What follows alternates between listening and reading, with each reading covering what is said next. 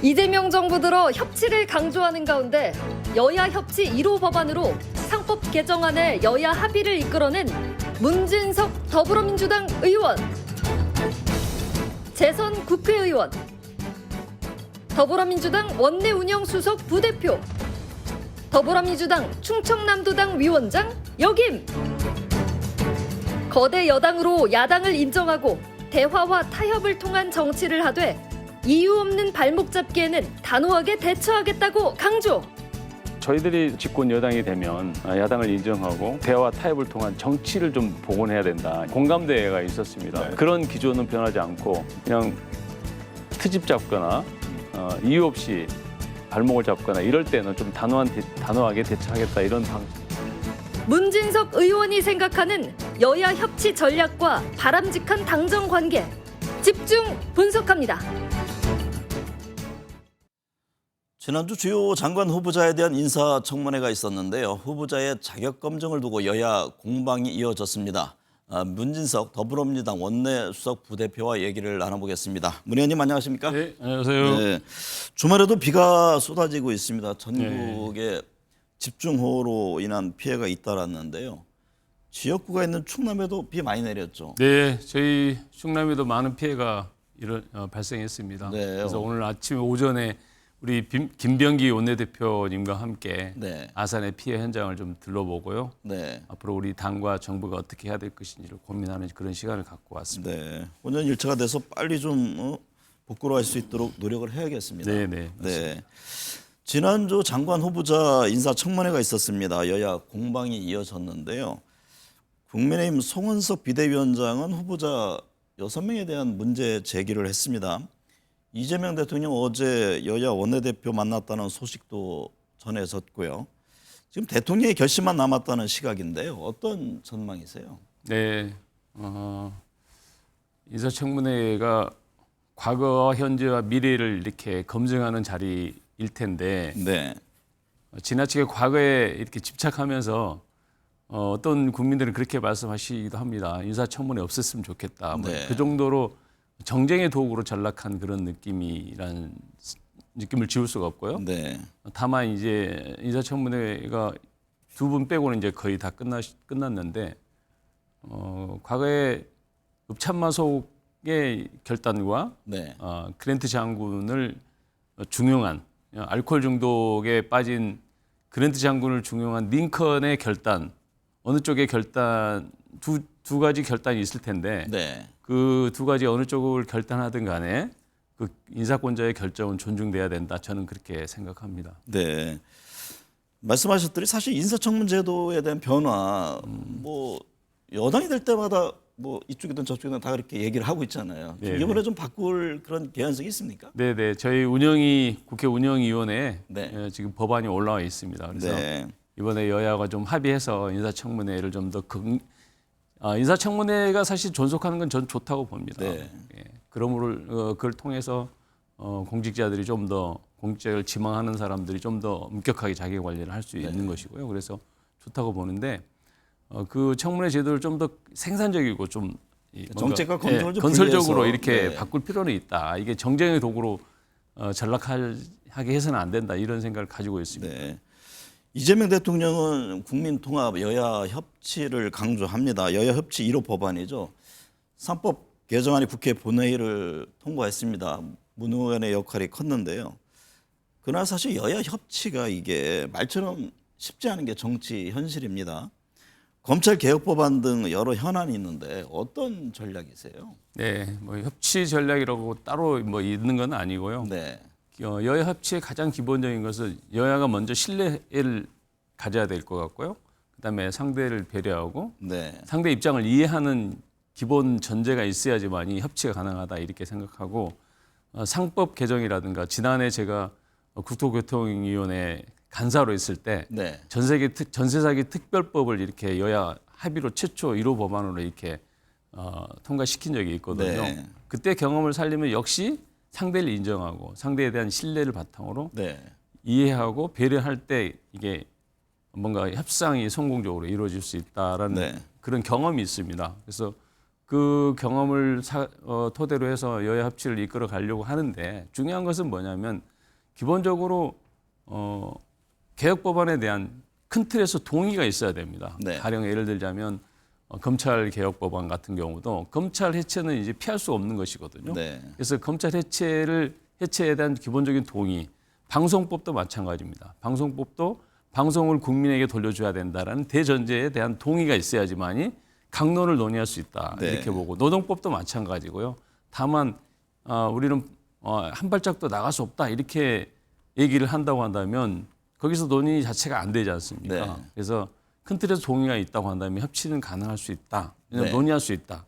논의하되 끝까지 무한 반복으로 논의할 수는 없지 않습니까? 네. 그래서 논의는 충분히 하되 결론을 낼 수 없다고 한다면 결정할 수밖에 없다. 저는 표결로 갈 수밖에 없다. 표결로 갈 수밖에 없다. 저는 그렇게 봅니다. 근데 통상 야당은 정부 여당에 이제 문제 제기를 하고 견제하기에 마련이잖아요. 지금 민주당이 여당은 이제 거대 여당인데 말 그대로 이게 여야 협치 측면에서 보면 야당은 늘 이제 문제를 제기하기 마련이잖아요. 예. 그 점도 참 풀어가기가 만만치 않아 보입니다. 예, 뭐 야당의 견제는 뭐 당연한 것이고요. 네. 다만 그 견제가 좀 뭔가 합리적인 견제해야 된다. 네. 뭔가 자기들의 정치적 이해관계 너무 정략적이거나 또 국민 눈높이에 맞지 않는 그런 견제라고 한다면 저희들 입장에서도 어쩔 수 없는 것이죠. 네. 단호하게 대응할 수밖에 없는 것입니다. 민주당은 다음 달 2일 새로운 당대표를 선출합니다. 정청래, 박찬대 후보가 경쟁하고 있는데요. 뭐 TV 토론도 있었고 지역 순회 경선도 지금 이어지고 있습니다. 지금 민주당에는 어떤 리더십이 필요하다고 보는지요?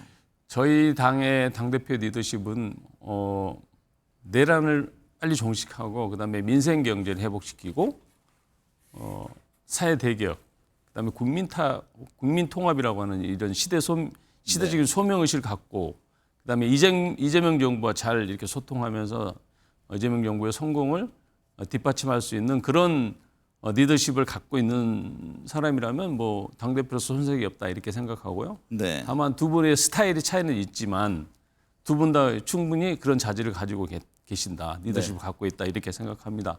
일각에서는 두 분이 너무 격렬하게 지금 경쟁하다 그러니까 보니까 후유증 뭐 당내 얘기를 하잖아요. 분열이 좀 우려를 걱정하시는 분들이 계시는데 네. 저희 민주당에는 사실은 그런 게 있습니다. 뭐냐면 경쟁할 때 치열하게 경쟁하되 또 경쟁이 끝나면 원팀이 되는 그런 전통이 있거든요. 그래서 그것도 크게 걱정할 일은 아니고 네. 다만 이 경쟁을 통해서 우리 당의 비전, 그다음에 이재명 정부의 목표를 공유하는 그런 아름다운 경선으로 마치게 될 것이다. 저는 그렇게 봅니다. 근데 선거라는 게 치르고 나면 후유증이 남게 마련이잖아요. 또 이제 당사자들뿐만 아니라 이제 지지자들이 있기 때문에 이 지지자들 간의 갈등이라든가 이런 우려 얘기도 들립니다. 네, 뭐 그 일각에서 있습니다. 네. 지금도 이제 뭐 안티를 한다든가 뭐 정청래 후보를 또 수박이라고 이렇게 네. 뭐 폄하하는 그런 아주 극히 일부의 사람들이 있는 걸로 보이지만 대세를 거스를 수는 없다. 저는 그렇게 봅니다. 네. 현재 내란 김건희 최상병 특검 수사가 한창입니다. 관련해서 국민의힘 의원들도 수사 대상에 포함되어 있는데요. 이에 대해서 국민의힘은 뭐 압수수색 등 관련해서는 망신주기다, 정치 보복이다 이런 입장입니다. 이 점은 어떻게 보세요?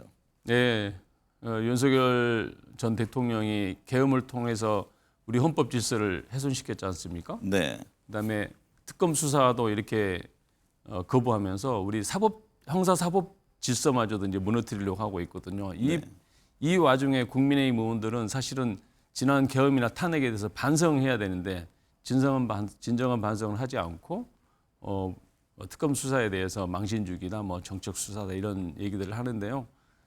지난 3년 동안 저희 야당에서 정치 탄압이란 주장을 수없이 했거든요. 네. 근데 검찰의 일방 뭐 조작이라든가 검찰 수사권을 통해서 저희 야당을 엄청난 탄압을 했었는데 그때 그들은 어디에 있었는지 묻고 싶고요. 네. 그때 그들이 했던 말이 있습니다. 죄가 없으면 수사에 떳떳하게 임해라. 네. 그 말을 돌려주고 싶습니다. 네. 내란 특검이 진행되고 있는데 윤석열 전 대통령은 두 차례나 출석 요구에 응하지 않았습니다. 내란 특검팀은 윤 전 대통령을 구속 기소했고 외환 혐의 등에 대한 수사를 이어가겠다 이런 방침인데요. 윤 전 대통령과 김건희 여사 관련 수사 문제는 어떻게 보고 계세요? 네, 윤석열 대통령 전직 대통령으로서 정말 최소한의 품위도 지키지 않는 모습에 정말 국민들이 분노하고 있고 내란 특검도 더 이상 불러서 대면 조사하는 것은 의미가 없다고 이렇게 판단하고 뭐 기소를 했지 않습니까? 네. 그래서 이런 모습들은 거의 자범 수준 아닌가 이렇게 생각하고요. 네. 다른 범죄자들이 또 이런 모습을 혹시 흉내내면 대한민국 사법 질서가 어떻게 되겠습니까? 네. 그래서 좀 걱정된다 이런 말씀드리고 김건희 수사 문제는 일단은 김건희 직접 수사보다는 주변부를 먼저 수사를 하고 있고 네. 비교적 순탄하게 진행이 되고 있는 것으로 보이지만 네. 그 김건희 집사라고 얘기되는 소위 김혜성 씨에 대한 수사가 네. 압수수색 영장이 기각이 되면서 약간 난관에 봉착하고 있는 느낌이거든요. 네. 그래서 저희 민주당은 만약에 특검 수사가 여의치 않다고 하면 특검법을 개정하는 것도 검토하고 있다 이런 말씀드립니다. 아니, 법 자체를 바꿀 네, 지금 수도 이제 있다. 법에 없기 때문에 할 수 없다 이런 취지이거든요. 그러니까요. 법원에서는. 네. 이재명 정부 앞에 여러 개혁 과제가 놓여 있습니다. 그 중에서 검찰 개혁, 수사권 조정 등에 대한 관심이 큰데요. 이게 언제쯤 어떻게 결론이 날 것으로 보세요? 뭐 추석 전, 수석 전 얼개 뭐 이런 얘기까지 나왔었는데. 네, 네. 지금 저희 당 원내에 검찰 개혁 TF가 이미 꾸려져 있습니다. 그래서 네. 지금 2주째 그 약간 비밀리 이제 운영되고 있는데 기밀성을 좀 유지해야 될 필요가 있다고 판단하고요. 네. 비공개로 계속 진행되고 있습니다. 그래서 대략 8월 중순에서 8월 말 사이에는 얼개가 나올 것이다. 네. 그 얼개를 갖고 정부와 좀 협의를 통해서 최소한 9월 정기국회가 시작되면서 검찰개혁 법안들을 하나씩 통과시키면서 검찰개혁이 마무리되지 않을까 이렇게 생각합니다. 그럼 속도가 상당히 빨라지는 거네. 추석이 아니라 이제 8월 중하순에 대충 얼개가 나오고. 그렇죠. 이제 9월 법 개정까지 정기국회. 하려면 한 달 정도 또 시간이 필요로 하기 때문에 거의 네. 그 무렵이 되지 않을까 이렇게 생각합니다. 네. 국정기획위원회에서 정부 조직 개편에 대해서도 지금 들여다보고 있습니다. 뭐 예산 기능의 분리라든가 금융위 금감원 등 금융 감독기구 개편 문제, 또 기후에너지부 신설 등이 거론되고 있는데요. 정부 조직 개편은 가닥이 좀 잡혔습니까? 지금 국정기획위원회 내부에 정부 조직 개편 TF가 있다고 합니다. 네. 그래서 거기에서 아마 이제 대통령실과 협의를 하고 있는 것으로 보이는데요. 네. 아직 큰 줄기는 나오지 않은 것 같고요. 최종적으로 대통령실에 보고할 후에나 네. 국민들에게 발표하지 않을까 이런 생각입니다. 네. 이재명 대통령이 취임한 지 오늘로 47일이 됐습니다. 지금 뭐 종합주가지수 3천을 넘었고 또 급등세를 보였던 서울 일부 지역의 집값의 안정 국면이라는 진단입니다. 이재명 정부의 40여일에 대해서는 어떻게 평가하세요? 네, 그렇습니다. 이재명 정부 뭐 인수위 자체도 구성을 하지 않았지만 인수위 없이 또 그다음에 내각도 완성이 되지 않았지만 지난 40일 동안 그 국정의 방향은 민생 회복에 중점을 두고 네. 그것도 빠른 속도로 아주 속도전을 진행하고 있는 상황이다 이렇게 보고요. 15일 만에 추경안을 완성하고 30일 만에 국회 추경안을 통과시키고 내일부터 소비 쿠폰이 지급될 예정이거든요. 네. 엄청난 빠른 속도로 진행이 되고 있습니다. 그래서 국민들도 많은 기대를 하고 있고 또 긍정적으로 평가해 주시고 있는 것 같습니다. 네. 여론조사상 수치도 마찬가지 보시면 지지율 말씀하시는 지지율이 거죠? 많이 높게 네. 나오고 있는 상황입니다. 다만 지금 이재명 정부가 들어오면서 희망이 만들어지기 시작했지만 여전히 대한민국은 민생 위기고 경제 위기고 관세 위기다, 관세. 통상 위기다 이렇게 보거든요. 그래서 이런 위기 상황에서 집권 초기이기도 하지만 이런 위기 상황을 함께 여야가 힘을 합쳐서 좀 돌파해야 되는 거 아니냐. 그러기 위해서 여야가 힘을 모아서 현 정부, 이재명 정부 좀 지원을 해야 된다. 저는 그렇게 생각합니다. 네. 문 의원은 누구보다 이재명 대통령을 잘 이해하고 있을 것이라고 봅니다. 7인의 멤버 중 한 명으로 늘 거론되고요. 이재명 대통령의 국정 운영, 인사기조의 핵심은 어떤 것이라고 보세요? 예, 이재명 대통령께서는 늘 말씀하셨습니다. 능력이 있고 국민에 대한 충성심이 높은 사람이라면 중용하겠다 이런 말씀들을 하셨거든요. 네. 그래서 이번 인사 원칙에도 그런 정신이 반영된 거 아닌가 이렇게 봅니다. 예, 국정 운영 기조는 이재명 대표를 우리가 흔히 실용주의 노선을 대통령이요. 갖고 있는 네. 그런 네. 실용주의 정신이 강한 대통령이다 이렇게 말씀하잖아요. 말들 네. 하시는데 이념보다는 현실을 중시하고 또 탁상 공론보다는 현장에 직접 찾아서 성과를 내는 이 현장 중심의 국정 운영. 네. 그다음에 국민들과 소통 방식도 일방 통역식 소통이 아니라 직접 찾아가서 소통하는 그런 방식으로 국정을 운영하지 않을까 이렇게 네. 봅니다. 실제로 또 그렇게 하고 계시고요. 최근 봐도 그 어느 때보다 뭐 기자들이라든가 대면 접촉이 예, 상당히 예. 활발하죠. 네, 예. 네. 대외 정책에 대한 관심도 큽니다. 특히 이제 미국발 관세, 방위비 인상과 더불어서 한미 정상이 언제 만날지 주목되는데요. 이 대통령은 지금 중국에 대규모 특사단을 파견하고 있습니다. 이 대통령의 대외 정책의 핵심 기준은 뭐가 될까요? 예, 우리 그 대한민국은 수출을 해서 밥을 먹고 사는 그런 나라지 않습니까? 네. 그래서 미국의 관세 정책이 굉장히 중대한 영향을 우리 경제에 미칠 텐데 그래서 트럼프 대통령을 뭐 빨리 좀 만나서 뭔가 협상을 해야 되는 거 아니냐, 정상간에 협상을 해야 되는 거 아니냐 이런 요구가 일부에서 있지만 네. 이럴 때일수록 사실은 너무 서두르기보다는 뭔가 좀 차분하게 대응하는 것이 저는 더 맞다고 생각하고요. 대통령실에서 속도보다는 국익이다 이런 예, 표현이 나왔죠. 예, 그렇습니다. 그래서 조현이죠. 조현 새로운 네. 외교부 장관께서 청문회에서 말씀하셨듯이 에이펙에 트럼프 대통령이 올 가능성이 굉장히 높고 네. 그 상황에서 한미 정상 회담도 예정이 돼 있다 이렇게 말씀했는데요. 그 한미 관계를 굉장히 좀 긍정적으로 보고 있다라고 좀 평가할 수 있을 텐데 네. 그 부분을 좀 참고할 필요가 있고 우리 대외 정책의 기조는 한미 동맹 관계를 좀 더 굳건히 하면서도 예전에 DJ 대통령이 말씀하셨던 논두렁 안에 있는 소처럼 어느 한쪽 두 개의 풀만 먹는 것이 아니고 네. 양쪽 두 개의 풀을 먹는 그런 기조로 가지 않을까 이렇게 생각합니다.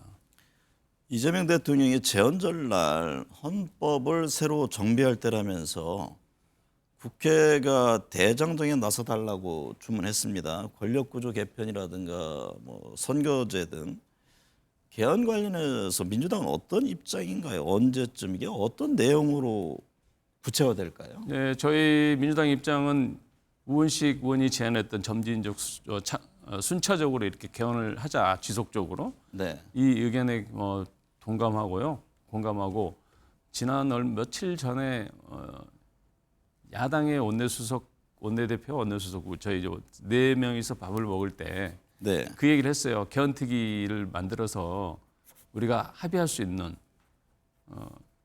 감사원이라든가 감사원 국회 이전 문제라든가 네. 5.18 정신 전문에 수록하는 문제라든가 이런 것부터 원 포인트씩 우리가 합의를 좀 해나가면 어떻겠냐라고 제안을 했는데 네. 썩 적극적이지는 않았습니다. 네. 야당이. 그래서 아직은 당내 사정이 복잡하기 때문에 뭐 그럴 수도 있다라고 생각을 합니다만은 국민의힘 내부 당내 사정이 빨리 좀 정리돼서 개헌의 권력구조라든가 뭐 좀 더 너무 큰 걸 하다 보면 합의를 끌어내기 어렵잖아요. 네. 그러면 한 발짝도 못 나가기 때문에 일단 한 발짝씩 나가는 게 중요하다. 저희 당은 그렇게 생각하고 개헌특위 구성을 좀 빨리 했으면 좋겠다 이런 얘기를 드렸고요. 또 우원식 의장이 제안하는 문제에 대해서 언제든지 응할 준비는 돼 있다. 저희 당은 그렇게 생각합니다. 대선 과정에서는 국민의힘도 개헌에 대해서 더 목소리를 그렇습니다. 냈잖아요. 그러니까 네. 말씀 들어보면 어쨌든 간에 합의를 통해서 할 수 있는 것부터 좀 하고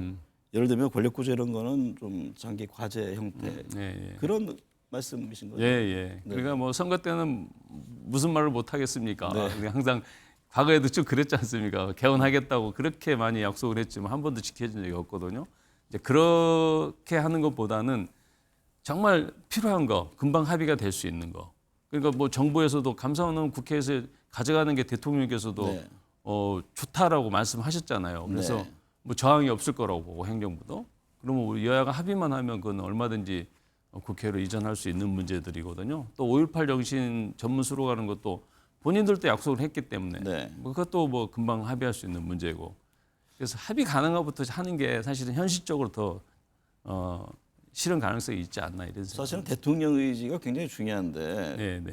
개헌 얘기는 사실 정권주에 잘 거론하지 않잖아요. 그렇죠. 이제 보통 뭐 네임드 걸릴 수 네. 있다. 개헌 전국으로 이게 블랙홀이 될 수 있다. 네. 그렇게 되면 현 정부가 네임드에 빠질 수 있다. 권력 누수 현상이 생길 수 있다. 이런 우려 때문에 과거에는 개헌 얘기 안 했었죠. 네. 근데 우리 지금 현재 대통령께서는 뭐 그런 걸 고민하지 않고 과감하게 행정부에서도 개헌을 얘기하시는 거 보면 네. 분명히 개헌의 의지가 진심이다. 이렇게 볼 수 있을 어느 것 같습니다. 때보다 상황은 무르익은 것 같습니다. 그런 겁니다. 네. 집중호우 피해가 불어나고 있습니다. 적극적이고 신속한 복구가 이루어지도록 여야 정치권도 힘을 모아야겠습니다. 오늘 말씀 감사합니다. 네.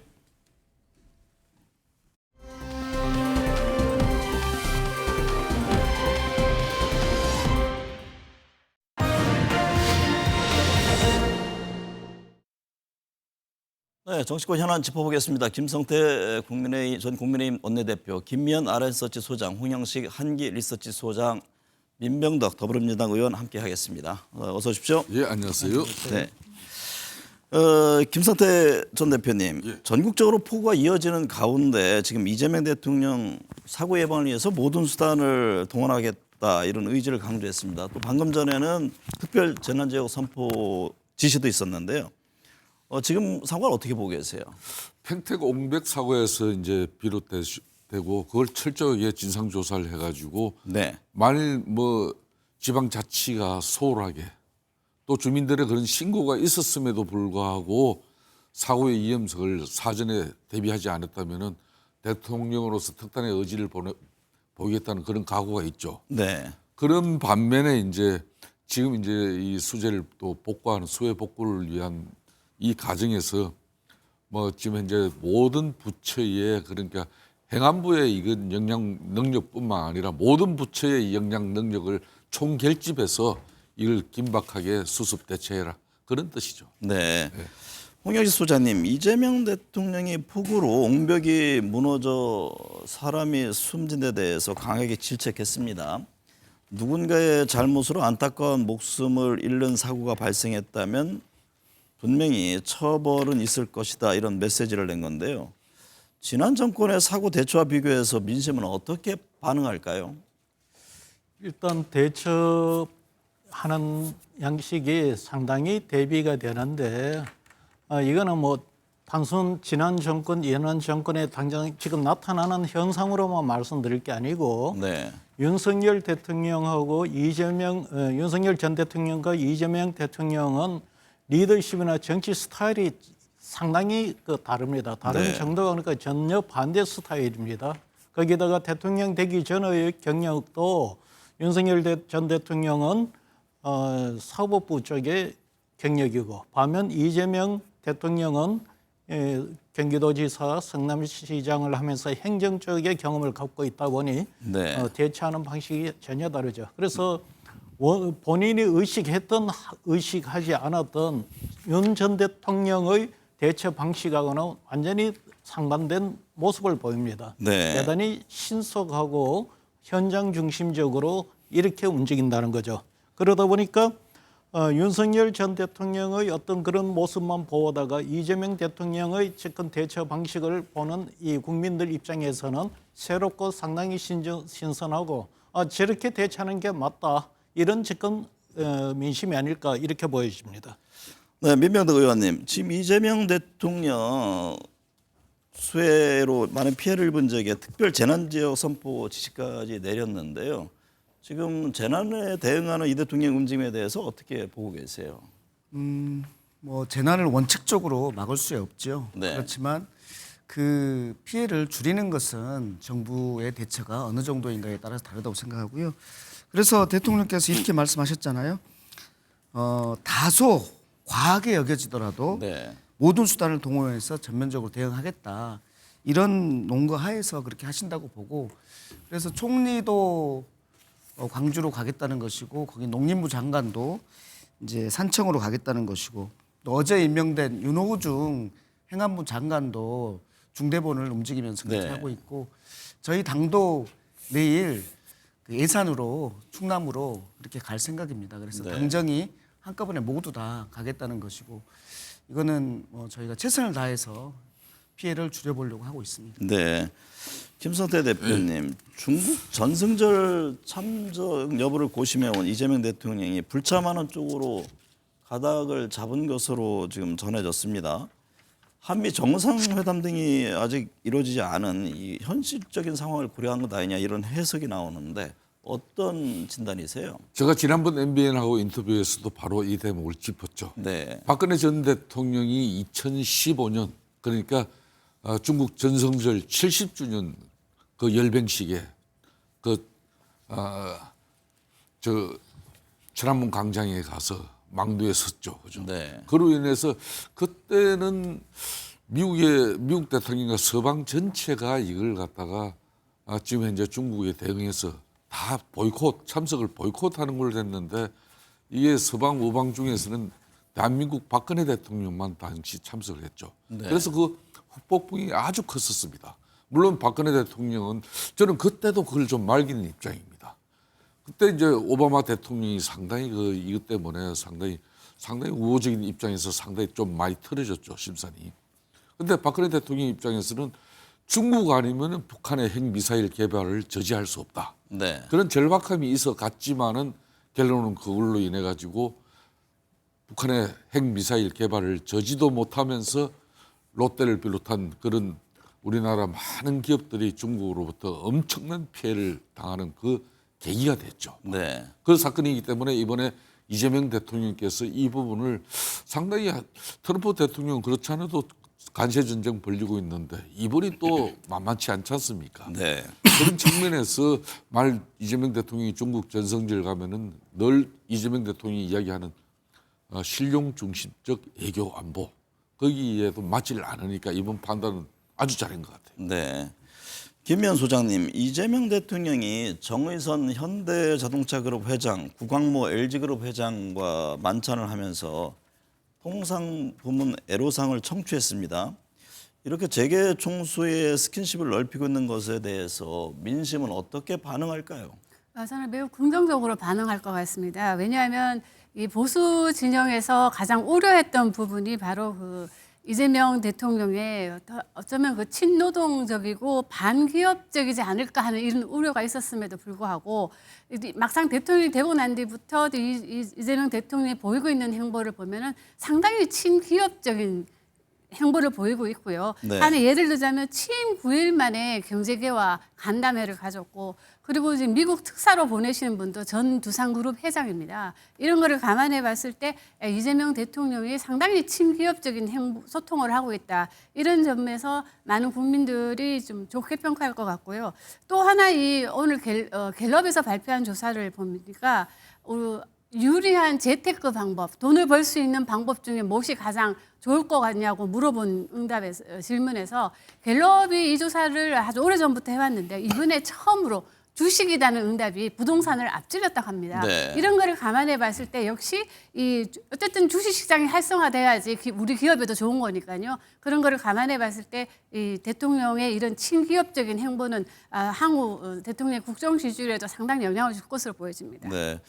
민병덕 의원님, 이재명 정부 주요 장관 후보자들에 대한 인사청문회가 지난주에 있었는데요. 뭐 시선은 언론에 많이 보도된 강선호, 이준석 두 장관 후보자에게 쏠려 있습니다.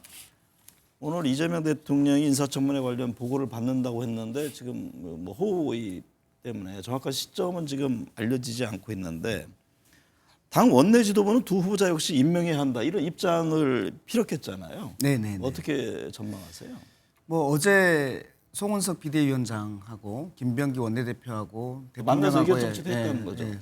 거기에서 이제 송원석 비대위원장 같은 경우는 2+알파의 낭만을 주장하셨고 뭐 김병기 대표는 안 된다 이렇게 했고 뭐 대통령께서는 아무 말씀 없이 말씀만 들었다는 거 아닙니까? 네. 오늘 내부 보고를 한다는 것인데 제 생각에는 뭐 다른 분들은 큰 문제가 없을 텐데 강선우 의원 같은 경우는 갑질 의혹에 대해서 뭐 청문회 때 완전히 해소가 된 것 같지 않고 네. 그리고 당내 보좌진의 여론도 좋지 않고 이진숙 후보 같은 경우에는 뭐 논문 표절과 관련해서 어느 정도 해소됐다고 하는데 그 외에 다른 문제들 뭐 교육 철학이라든지 현안에 대한 것이라든지 이런 부분에서 지금 지적들이 계속 나오고 있는 거 아닙니까? 네. 뭐 결론은 인사권자인 대통령께서 하시겠지만 오늘은 네. 결론을 내셔야 되지 않을까. 네. 더 이상 끌고 가서는 안 되는 사안으로 보입니다. 네. 김성태 대표님, 강요를 임명할 때는 한꺼번에 다 해야 한 마리씩 잡아먹히지 않는다. 뭐 이 대통령의 과거 물수대 전략 발언도 조명되고 있습니다. 국민의힘은 방금 말씀하셨듯이 뭐 최소 2명 이상 이렇게 임명해서는 안 된다 이런 입장을 냈는데요. 어제 이 대통령과 여야 원내대표 만나서 또 의견까지 들었다는 거 아닙니까? 그렇습니다. 어제 19일 그러니까 만나서 의견 청취를 통해서 이제 소통과 절차를 다 거쳐가는 새로운 어떤 사실상 대통령 뭐 인사권은 이거는 뭐 헌법에 보장된 그런 독립된 어떤 그런 내용이다. 그렇기 때문에 과거 같으면 야당의 의견을 물어보는 것 자체에서도 이걸 금기시되다시피 했는데 뭔가 그래도 협치 소통 제국을 만들려고 하는 그런 측면에서 상당히 절차지만은 저는 내용은 대통령의 인사권으로 그냥 갈 것이다. 네. 그래서 이제 지금 이제 이 물소대 전략 발언 같은 경우도 이게 이제 경기도지사 성남시장 할 때 같이 그러니까 이제 한 명씩 인사하면 다 물어 뜯겨요. 그러니까 우르르 가야죠. 네. 주로 이런 식인 거예요. 그러니까 우르르 가면은 그래서 이번 실질적으로 지난주 한 주에 월, 화, 수, 목, 금 여기에 그냥 18명이 다 끝나버렸어요. 네. 그러니까 이게 이제 이거는 전격적으로 이재명 대통령의 인사 전략을 단면을 보는 거죠. 네. 실질적으로 그렇게 하니까 뭐 몇 사람 계속해서 이진숙 지금 이제 강선우 의원 뭐 여기만 돋보이는데 사실은 다른 장관 내정자 후보들도 더 많이 있거든요. 네. 저는 뭐 그런 측면에서 국민의힘이 가장 두 분을 강조하는데 강선우 의원보다는 그래도 이준석 교육부 장관 내정자는 청문회를 거쳐가면서 그래도 일부는 상당히 해명이 좀 돼가는 행국이었고 네. 강선우 너무 장관 말씀인 같은 거죠. 네. 경우는 하면 할수록 더 여론이 악화된 상태였거든요. 네.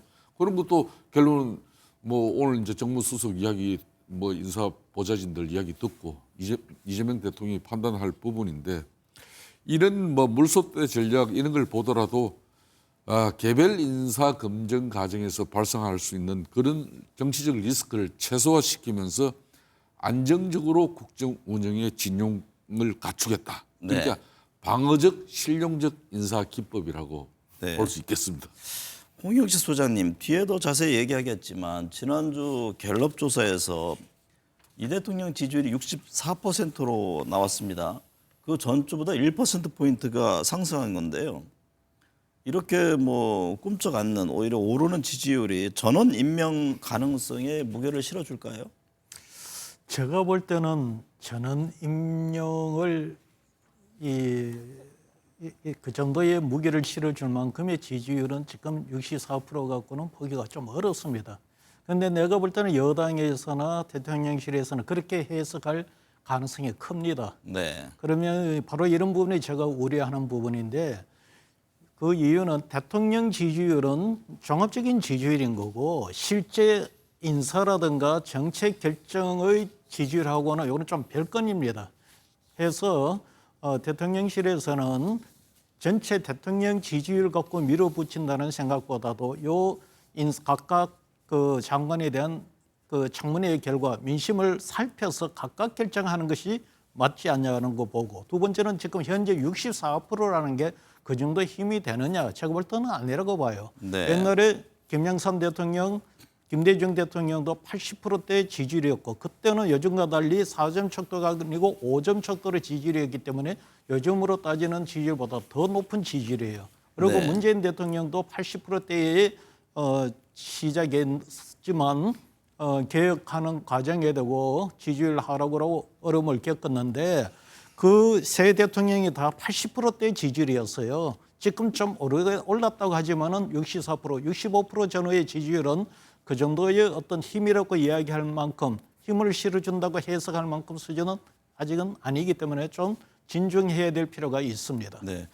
김미연 소장님, 이 대통령 지지율이 오히려 상승했는데 모든 장관 후보자 임명할 경우 지지율에 어떤 영향을 줄까요? 저는 크게 영향 없을 거라 보여집니다. 왜냐하면은 이 갤럽 조사를 좀 자세히 살펴보면요, 이미 그 청문회 논란이 이 지지율에 다 이렇게 반영이 돼 있습니다. 네. 자세히 좀 말씀드리면 이 청문회 논란에 대해서 가장 영향을 받는 그룹은 객관적으로 생각해 볼 때 전통적인 보수 진영이라고 볼 수 있는데요. 이번 주 나온 조사를 보면은 뭐 TK 같은 경우나 PK 같은 경우에도 긍정 지지율은 하락하고 부정평가는 상승을 했습니다. 그런 거를 감안했을 때 이미 이 전체적인 여론에 이 청문회 논란은 이미 반영이 됐다. 그럼에도 불구하고 지지율이 1%포인트 올랐거든요. 네. 이 왜 올랐냐고 보니까 아마도 그 민생 쿠폰, 소비 쿠폰 영향을 준 것 같습니다. 네. 이 보면은 자영업자는 뭐 근 68%로 전주 대비 한 2%포인트 하락했지만 큰 차이는 없고요. 제가 여기서 지금 주목하는 부분이 바로 전업주부입니다. 이 전업주부는 전통적으로 보수 지지세가 강한 성향이 있는데요. 이름에도 이번 주 나온 조사 결과를 보니까 60%입니다. 60%로 직전 조사 대비 약 8%포인트 상승을 했거든요. 그런 거를 감안해 봤을 때 이 민생 쿠폰이 결국에는 이 청문회 논란을 이게 좀 압도했다. 그런 관점에서 보이기 때문에 또 월요일부터는 이제 소비 쿠폰이 지급되기 시작하기 때문에 저는 뭐 대통령 지지 뭐 다 임명하더라도 크게 대통령 지지율이 출렁이지는 않을 것 같습니다. 네. 민병득 의원님, 내란 특검팀이 어제 윤석열 전 대통령을 구속 기소했습니다. 재구속 이후에 대면 조사를 거부한 윤 전 대통령에 대해서 뭐 구속 기간 없이 연장 없이 기소를 결정한 건데요. 그 배경을 어떻게 보세요? 기본적으로 증거가 충분히 확보됐기 때문에 10일 더 할 수 있는데 그걸 하지 않고 기소한 거 아니겠습니까? 네. 증거가 압수수색 과정에서든 그리고 주변 인물들에 대한 조사가 있었지 않습니까? 거기에서 증거가 충분히 확보됐기 때문이라고 보이고, 그리고 이렇게 거부하는데 계속해서 뭐 부르려고 하는 것이 의미가 없다 이렇게 보입니다. 네. 네, 기본적으로 이제 나오지 않는 이유가 건강상의 이유를 들고 계시는데요. 근데 이게 좀 당황스러운 이유가 구속 취소된 이후에 뭐 부정선거라는 영화도 관람하시고 그러신 거 아닙니까? 네. 그리고 또 오스탄 접견도 하겠다고 한 거 아니었습니까? 뭐 이런 상황에서 조사를 거부한다는 것이 실은 뭐 국민들로서는 좀 당황스럽지 않을까 네. 하는 생각이 듭니다. 홍영식 소장님이 윤 전 대통령 건강상의 이유를 들면서 특검 소환 조사와 형사재판 출석을 모두 거부해 왔는데요. 그런데 이제 자신의 구속의 적법성을 따지는 구속 적부심 신문에는 직접 출석을 했습니다. 근데 구속은 피하지 못했잖아요. 참 국민들이 보기에도 별로 좋은 모습이 아니고, 또 제가 볼 때는 대응하는 윤석열 대통령 개인 차원에서도 낭패죠. 사실 내가 누누이 이야기하지만은 법과 관련해서 국민들을 대상으로 여론조사를 하면은 간단합니다.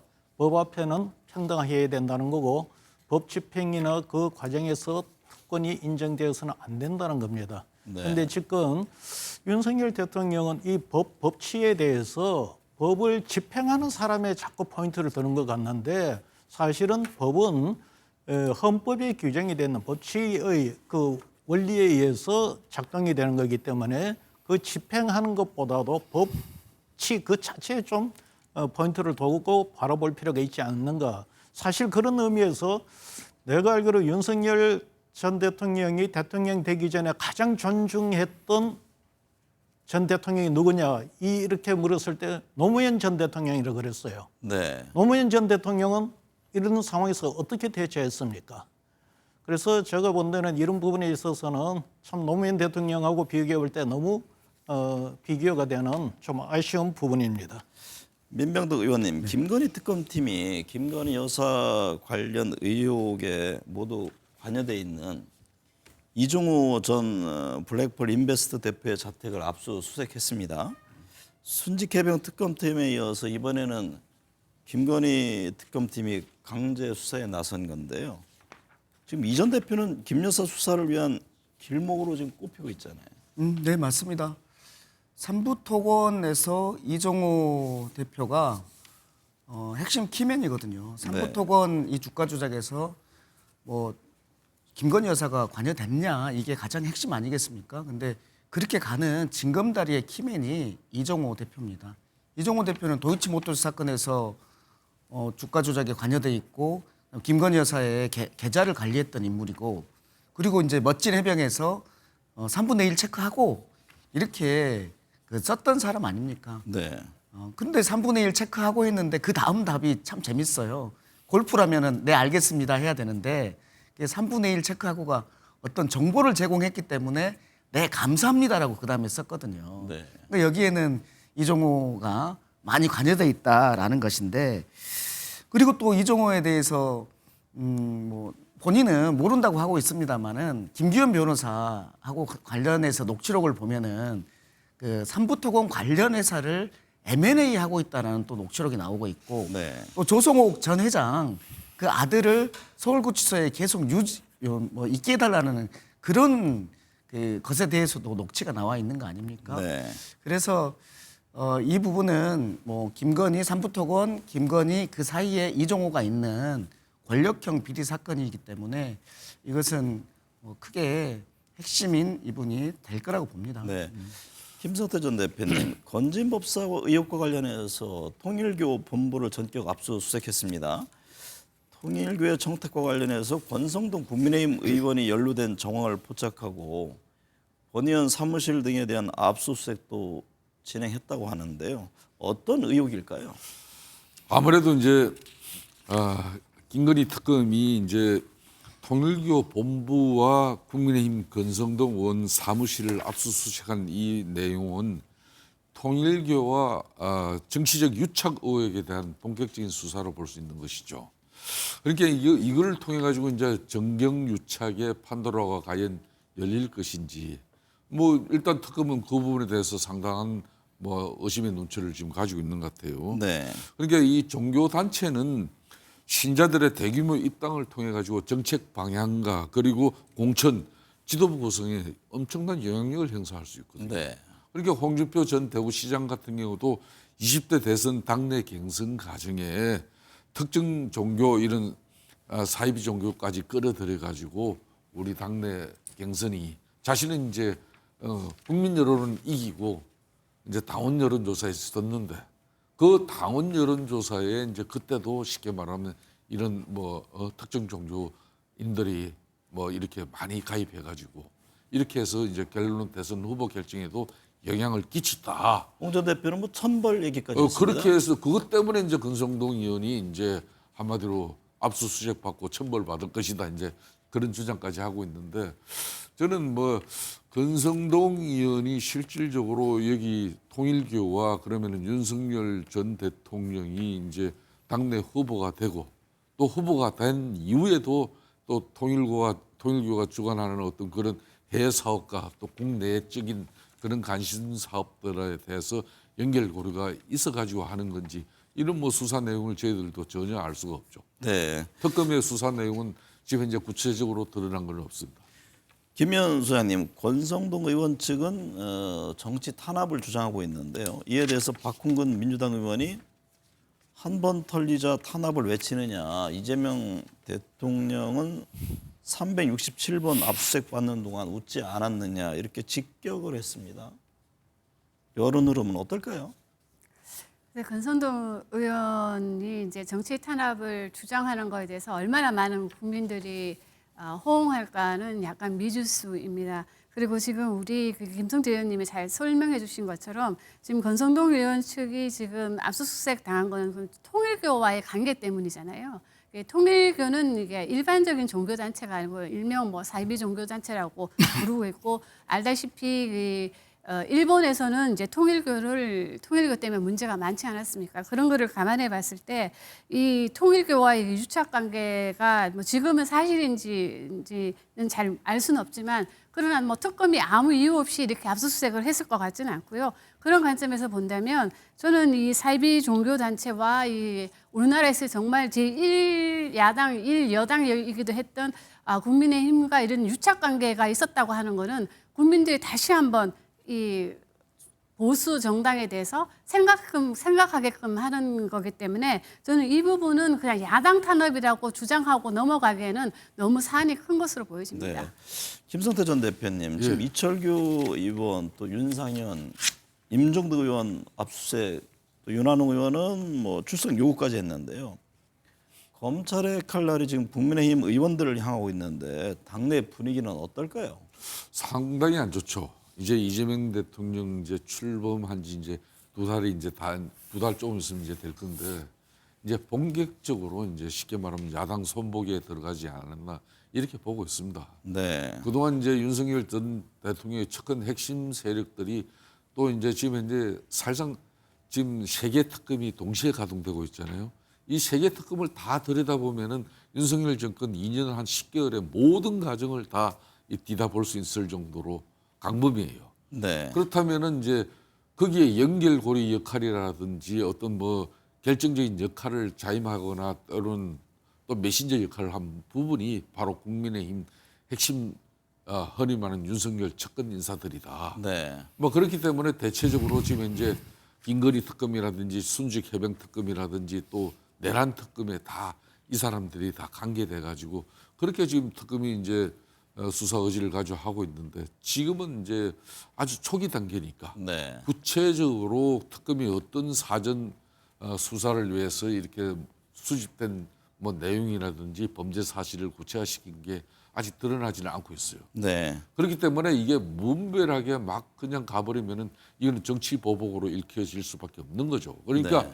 정말 책임져야 될 그런 뭐 국민의힘 의원들이 있다 그러면은 범죄 사실이 있어가지고 그 부분에 대해서 피셋 어떤 특검이 이루어진다면 그 부분에 대해서 국민 정서는 뭐 어떻게 하겠습니까? 그렇지만은 야당을 탄압하는 수단으로 그렇지 않아도 여대 야소고 뭐 지금 현재 이재명 대통령이 절대 권력인데 절제되지 않는 권력이 야당 탄압으로 이렇게 집중되어져 버리면은 안 그래도 지금 현재 민주당의 이 독주에 지금 견제를 할 수 있는 그런 제대로 된 야당이 되지 못해서 안타까워하는 국민들에게 더 큰 걱정을 끼쳐드리는 거죠. 인원께 답변 기회를 좀 드려야 될 것 같습니다. 야당 탄압이라는 시각에 대해서 어떻게 보세요? 지금 이것은 야당이 자초한 일입니다. 지난 3년 동안에 본인들이 해결했어야 될 문제거든요. 이것들을 방탄으로 막고 하다가 이제서 터진 겁니다. 그리고 지금 여기 임종득 의원이라든지 윤상현 의원이라든지 얼마나 최상병 특검과 관련해서 말이 많이 나왔던 분들입니까? 여기에서 더 나가냐의 문제가 있는 것일 뿐이지 이분들에 대해서는 조사하지 않고 최상병과 관련된 것이 왜 무마됐는지가 있을 수가 없는 노릇이죠. 네. 임종득 의원이 그때 무슨 역할을 했습니까? 그런 측면에서 이제 47일 된 이재명 정부를 독재 정권이다, 총통 권력이다 이렇게 하면서 하는 것은 아주 무리스러운 일이라고 봅니다. 지금의 네. 상황은 야당이 자초한 일이고 국민들은 알고 싶은 부분이다라는 말씀입니다. 뭐 저도 개인적으로는 윤석열 정부가 이렇게 이제 망한 이유가 김건희 여사를 지키기 위한 그런 한마디로 볼상사로운 국정 운영 방식이었거든요. 네. 그러니까 해병대 최상병 그 특검이라든지 김건희 특검 같은 경우는 일정 부분 이걸 호미로 가래를 막는 꼴이 지금 돼버렸는데 지금 가래로도 막지 못해요. 포크레인으로도 못 막는 상황이 돼버린 부분인데 자 그런 부분만 정확하게 보지 그렇다고 해서 야당 전체를 갖다가 야당의 역할이 제대로 이루어지지 못할 정도의 그런 정치적 보복으로 흘러가서는 안 된다 그런 이야기예요. 네, 물론 옹 소장님, 그 당 의원들에 대한 일단 압수수색에 대해서 지금 이제 이게 과연 정치 보복으로 볼 것이냐에 대한 의견들이 지금 나왔는데 민심은 어떻게 생각할까요? 뭐 이게 정치 보복이냐 이렇게 딱 단도직입적으로 물으면은 그런 측면이 있을 수도 있겠죠. 특히 국민의힘이나 국민의힘 지지층 입장에서 보면은 그런 부분이 있을 겁니다. 그런데 그런 부분이 있어도 이것이 민심에 어떤 영향을 미치느냐 이걸 놓고 본다면은 이것이 바로 직전의 정부 윤석열 정부하고 이게 비교가 된단 말입니다. 그래서 윤석열 정부에서 이 그 법 집행, 특검 뭐 이런 이 집행 과정에서 상황보다도 이것이 더 지나치고 상식적으로 이해하기 어려운 수준이냐 아니냐 이것에 의해서 판단을 할 겁니다. 만약에 윤석열 정부보다도 더 지나치게 진짜 명백한 정치 보복 성격이다 이렇게 된다면은 여론이 안 좋은 방향으로 가겠지만 그렇지 않으면은 내가 볼 때는 국민의힘 지지층은 몰라도 그 외 지지층에는 큰 영향을 미치지 않을 겁니다. 실제 네. 현재 그것이 대통령 지지율이나 정당 지지율로 나타나는 거로 봐서는 민심에는 정치 보복성으로 비춰지지는 않는 것 같습니다. 네. 민병덕 의원님, 더불어민주당 당대표 경선에서 충청 오늘 영남에서 정청래 후보가 박찬대 후보를 누르고 승리했습니다. 네. 어떻게 보고 계세요? 정청래 후보가 뭐 준비도 많이 했고 그리고 초반 하는 곳이 본인의 고향인 충청이기도 하고요. 그래서 뭐 실은 예상됐던 초반에 이런 그 우세적인 부분들은 예상됐던 부분이기도 합니다. 그래서 그 결과의 연장선으로 오늘 투표 결과가 나왔다고 보이고요. 네. 다만 이제 지난 금요일 우리 갤럽 조사에서 29대 30 아니었습니까? 네. 1% 차이였기 때문에 박찬대 후보는 굉장히 올라가고 근접했다라고 생각했을 텐데 네. 이번 차이는 생각보다는 크게 난 거란 말이죠. 그런 측면에서 뭐 정청래 후보 쪽은 좀 고무됐을 것이고 박찬대 후보 쪽은 약간의 실망감이 있지 않을까라는 네. 생각이 듭니다. 문제는 다음 주라고 보이거든요. 네. 다음 주 토요일이 호남이고 일요일이 경기하고 인천입니다. 네. 호남은 정청래 후보가 굉장히 공을 많이 들인 곳이에요. 지난 대선 때 수도권 서울 지역구의 충청의 고향이신데 호남을 많이 돌았다는 얘기죠. 네. 그래서 기대를 많이 하고 있을 거고 반면에 우리 박찬대 후보 같은 경우는 그때 호남을 돈 게 아니라 이제 취약지구들을 돌았어요. 그런 차원에서 좀 문제가 있을 텐데 호남은 굉장히 전략적인 판단들을 항상 하는 곳이잖아요. 네. 그래서 오늘과 어제 있었던 첫 번째 이 대회전을 두고 이것으로 결론 났다고 볼 수는 없고 네. 호남과 경기 인천에 다음 주가 정말 슈퍼 이크다라고 생각이 들고 저는 뭐 조금 붙지 않을까 네. 그런 생각들을 해봅니다.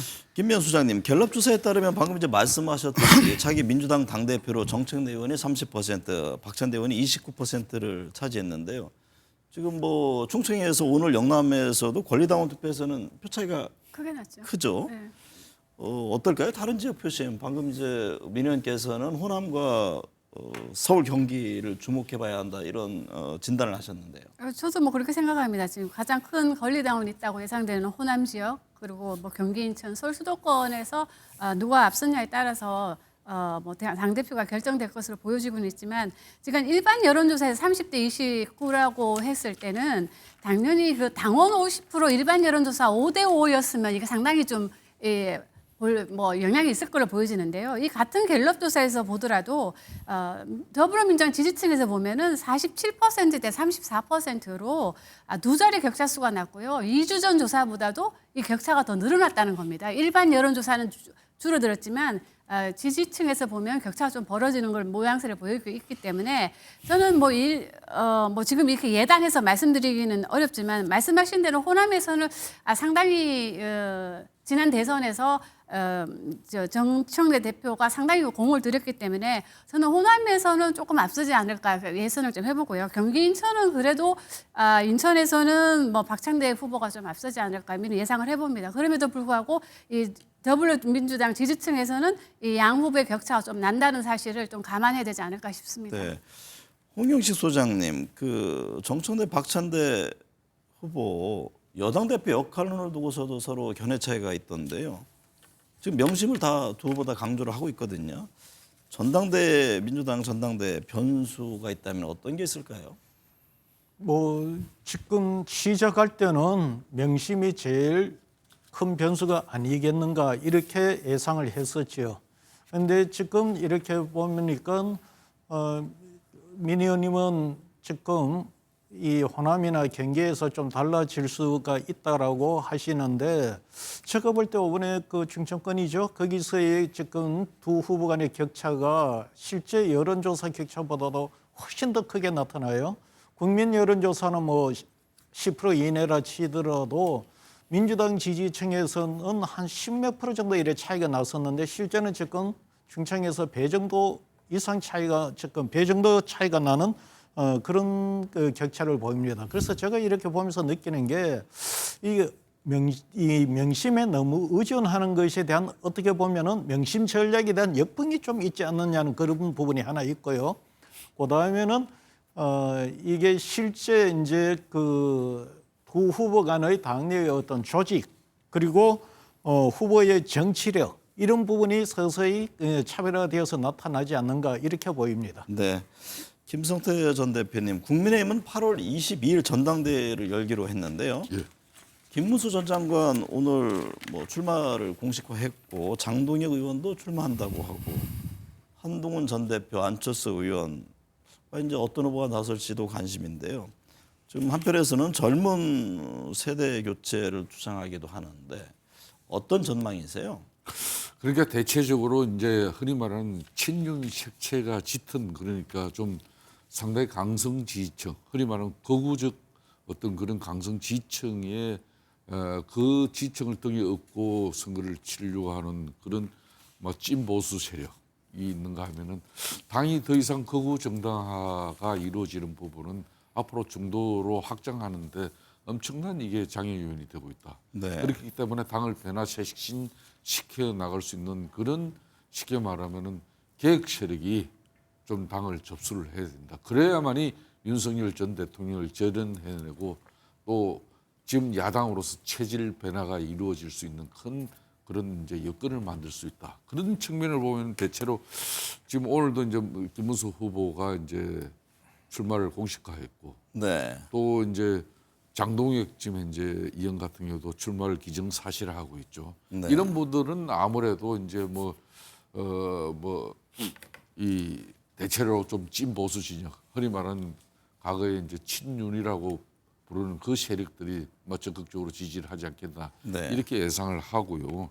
다만 어제 이제 좀 상당히 저는 의미 있는 자리가 안철수 의원하고 한동훈 전 대표가 뭐 인사동 저기 삼청동 모 자리에서 식당에서 같이 자리를 했단 말입니다. 자리를 한 이유가 당이 너무 거구 세력화되고 있는 부분을 이걸 크게 우려하고 당을 변화 쇄신시켜 나가기 위해서는 좀 당이 개혁적인 어떤 후보가 전당대회에서 당을 꼭 이끌어갈 수 있는 그런 측면의 일정 부분 공감을 형성한 것 같아요. 그래서 네. 최종적으로 당의 그런 어떤 핵심 이런 쇄신을 주도할 수 있는 그런 비주류 세력이 당권을 확보할 수 있을지 저는 거기에 큰 관심이 있다고 보고 있습니다. 민병도 의원님, 방금 말씀하신 거에 이어서 제가 질문을 드리려고 하는데요. 안철수 의원과 한동훈 전 대표가 이제 비공개 회동을 했습니다. 과연 이제 두 사람이 전당대회에 합칠 것인지 지금 윤 전 대통령 석방을 외치는 전환길씨도 입당을 네. 했잖아요. 그래서 이른바 극우 세력에 맞선 쇄신파 또 반극우 연대 이런 얘기가 나옵니다. 네, 뭐 저는 그렇게 될 거라고 봅니다. 네. 그러지 않으면은 의미 없는 대표 선거가 될 거거든요.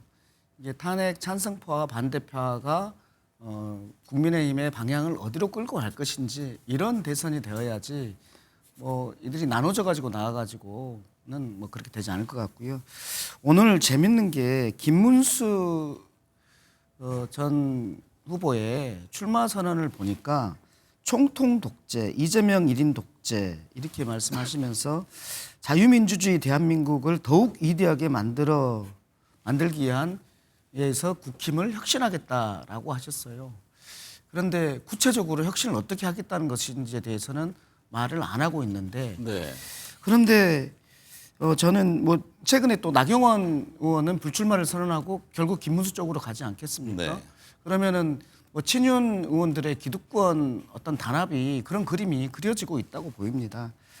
그래서 좀 전에 말씀하신 전환길 씨도 그렇고 이런 부분에서 참 뭐 국민들이 보기에 특히 여당 입장에서 건전한 야당이 있어야지 쌍두마차로 가야 될 그래서 대한민국을 올바르게 끌어갈 입장에서 볼 때는 좀 갑갑합니다. 네. 최근에 이제 윤희숙 혁신위원장이 이런 얘기를 했잖아요. 자기가 다구리를 당했다 이런 것이어서 실제로 이제 저는 국민의힘이 좀 빨리 혁신을 하고 그리고 정말 건전 야당으로 나서야 된다. 말로만 민주주의 할 게 아니라 실질적인 당내 민주주의를 좀 만들어야 되지 않을까라는 네. 생각입니다. 김성태 전 대표님, 윤희숙 혁신위원장, 이제 말 그대로 혁신위원장인데 거치 결단이 필요한 4명을 공식적으로 언급을 했잖아요. 나경원 의원, 윤상현 의원, 장동혁 의원, 송원석 비대위원장을 꼽았는데 거명된 4명의 거치 뭐 좀 변화가 있을까요? 이것은 뭐 윤희숙 혁신위원장의 개인적인 소신의 의지와 그런 발로로 이렇게 이제 혁신위원들도 그렇게 그냥 정리를 해버리더라고요. 네.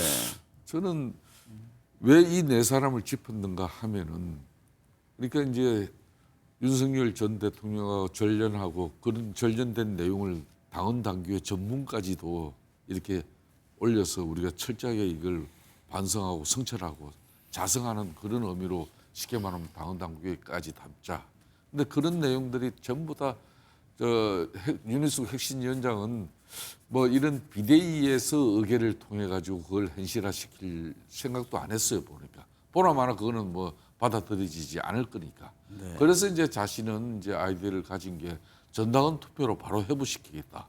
근데 그 역시도 지금 비대위원장이 수용을 해줘야 전당원 투표가 이루어져요. 네. 그러니까 결론은 지금 현재 그런 측면에서 나경원 의원이나 또 장동혁 의원 이런 분들이 그냥 혁신위에서 1차, 2차 혁신안을 갖다가 아주 용두사미로 만들어버린 그런 어떤 입장에 대해서 강한 이제 혁신위원장으로서는 반발이죠. 그래서 이제 이 4명을 짚었습니다만은 이 4명을 짚어 이 사람들이 이걸 수용해줘야 뭐 거치 문제가 자기가 뭐 다음 총선에 불출마를 하든지 안 그러면은 앞으로 뭐 친윤 핵심 세력들 나를 포함해서 전부 이선 후퇴하겠다 이런 구체적인 내용이 나와야 되는데 한 사람도 이 내용을 수용할 의지가 없어요. 네. 그래서 저는 이 부분이 대단히 답답하죠. 야당은 국민적 신뢰를 회복하고 국민적 지지를 가지고 대통령 그러니까 이재명 대통령의 정부를 견제 비판하고 거대 입법 권력 민주당 이 여도야세 정국에서 대응을 해야 되는 건데 뭐 그런데 더 많은 시간이 걸릴 것 같아요. 참 안타까운 대목입니다. 김미연 소장님, 전한길 씨가 국민의힘에 입당한 사실이 알려지면서 논란이 이어지고 있습니다. 10만 당원 입당서를 주장하고 있는데 뭐 당내 분위기는 좀 뒤숭숭해 보입니다. 전한길 씨, 뭐 직접 당 대표에 나가려 한다 뭐 이런 얘기까지 했는데 어떨까요? 그래서 저는 왜 전한길 씨가 10만 당원이라고 이야기를 했는지 매우 궁금하더라고요. 뭐 20만, 30만이라고 얘기할 수 있는데 근데 아마도 본인의 유튜브 구독자 수가 10만 명이 넘는가 봐요. 그래서 아마 10만 당원이라고 얘기를 했는데 10만 당원이면 지금 알려진 바로는 국민의힘 당원 뭐 진성 뭐 권리당원이 한 80만 명 된다고 하는데 그게 이제 한 8분의 1 수준이니까 만일에 이분 말이 사실이라면 당대표에 나가면 뭐 당선될 가능성도 높은데요. 저는 뭐 그렇지는 않을 거라고 보여지고요. 다만 저는 이 전한길 씨의 이 논란이 어쩌면 지금 뭐 좀 그 국민의힘에게는 상당히 좀 긍정적인 면으로 좀 활용할 수도 있겠다. 이런 생각이 들거든요. 왜냐하면 일종의 매기 효과라 그럴까요? 그러나 그동안 이 100명이 넘는 국회의원들 중에 좀 조용히 있던 분들 중에는 그래도 이제는 우리가 나서야 된다. 이렇게 당이 극우화되는 거는 막아야 된다. 이러면서 좀 반윤 연대가 자연스럽게 좀 형성이 되지 않을까? 뭐 그런 관점에서 본다면 전한길 분의 그 뭐 입당 쇼크가 어떤 긍정적인 방향으로 갈 수 있다고 보여지고요. 또 한 가지 이제 국민의힘에 좀 안타까운 이거는 윤희숙 혁신위원장의 행보인데요. 저는 윤희숙 혁신위원장이 이 본인의 생각을 가감없이 혁신을 하려면 가감없이 얘기하기보다는 100명의 넘는 국회의원들을 한번 모아가지고 끝장 토론 같은 걸 한번 해보고 거기서 나온 의견을 가지고 이렇게 얘기를 한다면 훨씬 더 효과적이었을 텐데 본인 혼자 생각한 거를 이렇게 발표하니까 당내 혼란이 있는 것 같고요. 어떤 의미에서 본다면 이런 관점에서 본다면 저는 뭐 전한길 씨 효과라고 할까요? 국민의힘이 또 다시 한번 반윤 연대를 형성할 수 있는 그런 계기가 될 수 있겠다고 생각이 듭니다. 홍영식 소장님, 앞서 잠깐 언급을 했습니다만 이재명 대통령 지지율이 결랩에서 64%를 기록했습니다. 소폭 상승한 건데 어떤 사안이 영향을 줬을까요? 이재명 대통령 이후에 새로 등장한 많이 쓰는 단어 중에 하나가 효용감이라는 겁니다. 행정의 효용감, 정치의 효용감을 느끼게 해야 한다. 그런 부분에 대고 제일 먼저 이재명 대통령의 그 집권 이후에 보면은 민생 경제부터 먼저 챙기면서 지역 이 소상공인들 살리기 위한 소비 쿠폰 이런 정책을 속도감 있게 진행하면서 그런 것들이 채권자의 지지율을 끌어올린 게 아닌가. 내일부터 아마 소비 쿠폰 그 신청을 할 수 있을 거로 생각합니다. 그래서 그것이 제가 볼 때는 그 영향은 조금 지속적으로 영향을 미칠 것 같습니다. 네. 두 번째는 지금 이재명 대통령 이전의 대통령 윤석열 전 대통령뿐만 아니고 문재인 대통령 그다음에 박근혜 이 대통령 이 세 대통령들의 공통된 특징이 뭐가면 의사결정이 보면 굉장히 한 템포 늦습니다. 네. 그런데 이재명 이 대통령은 그 전 세 대통령하고는 달리 굉장히 빨리 그 의사결정에서 집행을 하고 또 의사결정을 해도 이것이 상당히 현실에 기반을 해서 결정하는 반면 그 이전 대통령들은 자기 지지층을 염두에 두거나 아니면은 탁상 행정식의 결정을 많이 했었어요. 네. 그러다 보니까 그런 차별적인 요인에 의해서 지지율이 차기 지지율이 올라가지 않는가 이렇게 보여집니다. 네. 김면수 의원님, 갤럽 정당 지지율을 보면은 민주당은 46%, 국민의힘은 19%를 차지했습니다. 민주당은 소폭 상승, 국민의힘은 전주와 동일한 10%대에 있는데 어떤 부분에 영향을 주고 있나요? 뭐 아까도 말씀드렸지만 아마도 저는 이 부분은 소비 쿠폰에 상당히 영향을 준 것으로 보여집니다. 왜냐하면 이 더불어민주당 지지율을 보면요, 이 전업주부에서 51% 지지를 받았습니다. 이거는 직전 조사 대비 10% 포인트 상승한 거거든요. 원래 이 전업주부는 이 보수성이 매우 강한 집단으로 알려져 있는데 이 국민의힘 지지율은 24%에 불과한데 더불어민주당에게 50 가발 넘는 분들이 지지했다고 하는 거는 이 아마도 이 높은 고물가 시대에 이 소비 쿠폰에 대한 어떤 기대감이 반영이 된 것으로 보여지고요. 그리고 이 아마도 이 대통령의 지지율 효과에 지금 영향을 받고 있는 것으로 보여지고 있습니다. 아까 우리 소장님이 말씀하신 것처럼 대통령의 그 의사소통 방식 그리고 의사 결정하는 방식이 상당히 효능감을 지금 주고 있는데요. 저는 뭐 개인적으로 볼 때 두알식 보고 방식을 상당히 좀 좋아하시는 것 같아요. 일단 결론부터 내놓고 그 결론부터 먼저 집행하는 이런 방식에 대해서 이게 처음 보는 방식이거든요. 그런 방식에 대해서 국민들이 상당히 높이 호응하는 것 같습니다. 요약하면 이재명 대통령이 행정을 잘한 결과다 이런 그렇죠. 진단이시군요. 김성태 전 대표님, 국민의힘 지지율이 지금 2주 연속으로 10%대를 기록한 건데 뭐 전환기 입당 등 여러 변수가 있잖아요. 지지율 과연 어쩔지 추가 하락을 할 건지 아니면은 모를 건지 40대 국민의힘 지지율은 40대에서는 8%입니다. 이걸 어떻게 봐야 합니까? 그러니까 이제 40대, 50대 그리고 이제 특히 수도권 같은 경우는 10% 초반대도 있습니다. 지금 이제 네. 그럴 정도로 지금 그나마 영당권이 그래도 전체적으로 포함돼가지고 19%인데 수도권 같은 경우에 더 형편없죠. 참 정말 참담한 상황입니다. 지금 국민들 입장 같은 경우는 이렇게 윤석열 전 대통령의 국민 대혼란의 그런 13 비상계엄의 그 정치적 책임을 져야 되는 국민의힘이 자신의 책임은 외면한 채 또 국민들의 그 진정한 바람이라는 것은 이 보수 세력이 합리적 보수 정당으로서 새롭게 재편돼 달라는 그런 분명한 요구가 있는데 네. 그러니까 아직도 윤 의견을 내치는 이런 전환길 씨의 이런 극우 세력의 놀이터가 이 국민의힘이 되고 있다는 게 이게 대단히 불행한 일입니다. 네. 뭐 이런 사람이 들어와서 정말 국민 정서에 합리적 그런 중도 국민들에게 애면받는 그런 일이라면은 지도가 빨리 나서서 이 사람들 뭐 출당 조치를 시킨다든지 이런 단호함이 있으면서 당을 쇄신시켜 가지고 결론은 네.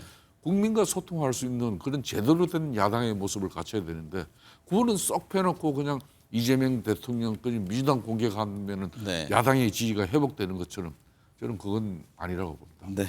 오늘 내용 말씀 감사합니다. 네.